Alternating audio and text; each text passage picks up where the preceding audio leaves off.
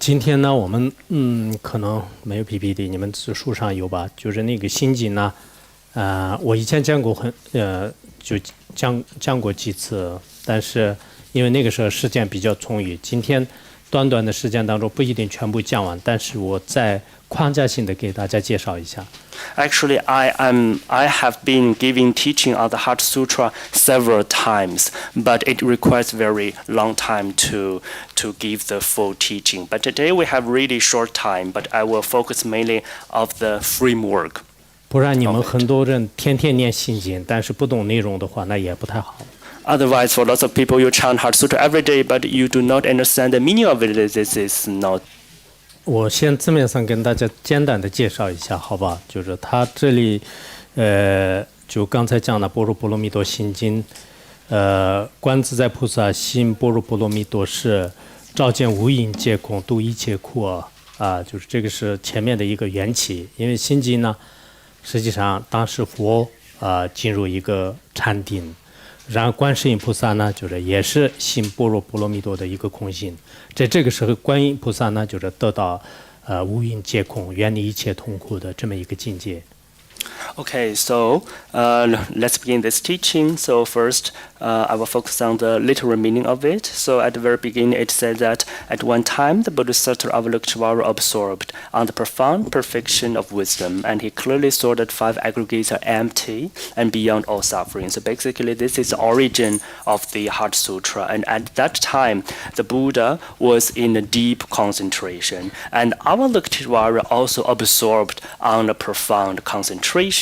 And in this perfection of wisdom, of this concentration, Avalokiteshvara saw that five aggregates are empty. 所以心经呢，实际上是通过佛的加持，让观音菩萨就入于空性的定，最后观音菩萨跟这个舍利子之间的一个对话而形成的经典。So actually, for this Heart Sutra, this is blessed by the Buddha, or this sutra was empowered or blessed by the Buddha, and because of the blessings of the Buddha, the Avalokiteshvara, he entered a very deep concentration, and then there is a dialogue between Avalokiteshvara and Shariputra. 其实你们稍微有一点佛教基础的人都应该清楚，佛经当中呢，有些是释迦牟尼佛亲口说的，就像般若色颂啊，就是有真实密经啊，就个别的经典。有些的话呢，佛陀加持，就是某个成就者的弟子，然后而显现的经典。有些呢，就像我们的心经一样的，有些的话呢，那么就是文殊亲闻经，就是通过文殊菩萨跟佛之间的对话，或者说是其他的某个弟子跟佛之间的对话而形成的。所以佛经当中有很多的类别。So actually, if you have some basic knowledge about Buddhism, about the sutras, there are many classifications. So some of the sutra were originally spoken by the Buddha himself, like the summary verses of the Pradhanparamita. And some other sutras, they are blessed or empowered by the Buddha, and then some of his realized disciples, he taught this. And another category is like Heart Sutra, and there is another category like the sutra asking by the Manjushri. So basically, because Manjushri or the other disciples of the Buddha, he asked questions of the Buddha, and then they made the sutra. 现在有些西方学者呢，就认为。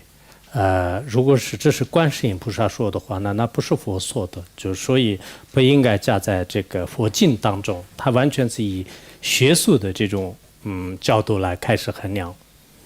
Nowadays, lots of Western scholars, they said that this sutra, because it was spoken by Avalokiteshvara, not directly spoken by the Buddha himself. So they thought that maybe this is not a sutra, but this is only from the perspective of academic. 其实这种想法呢，是不太合理的。为什么呢？我们在人类的历史上呢，所有的文献呢不一定是作者他亲自写的。actually this is not reasonable at all, because if we look back into the history of human beings, lots of collections and lots of histories were not written by the person himself. 包括我们各个国家的最高层领导的他们的一些演讲的话呢，有些是他的弟子、他的秘书，或者说他属下的人做的。And it's also the case that nowadays lots of leaders in different countries, for their speech is not written by themselves. Some of their secretaries or some of their disciples, they wrote it. 但很多学术界呢，就是并没有观察，就比如说某个总统，他的演讲呢，全部是是不是他说的，是不是他的这种原话，就没有这样。我有时候觉得，他们的有些学术的方法呢，就是应该可能多观察一下。But for lots of academic people, they will not observe the speaking by the president. So they will not care about whether the speech of the president is whether it's written by himself or not, but they really their attention is towards the Heart Sutra like this. So sometimes I feel that the way they are doing research needs to be further considered. 佛教当中还有更多的，包括什么禅定的力量、智慧的力量、身边的力量，有许多的一些特殊的宗教的这种就不共的一些道理来有解释的。And in Buddhism, we also explains something like the power of the concentration and the power of the wisdom and the power of the magical power. So there are lots of explanations of this. 因此，我们这个心经呢，就是实际上是佛所加持佛的一等次，佛如与这个观音菩萨一样的这种禅定的这样的一加持的经典。So this Heart Sutra, this is blessed or empowered by the Buddha, because the Buddha was entered into a very deep mind concentration and empowered by the Buddha. So here is the Heart Sutra.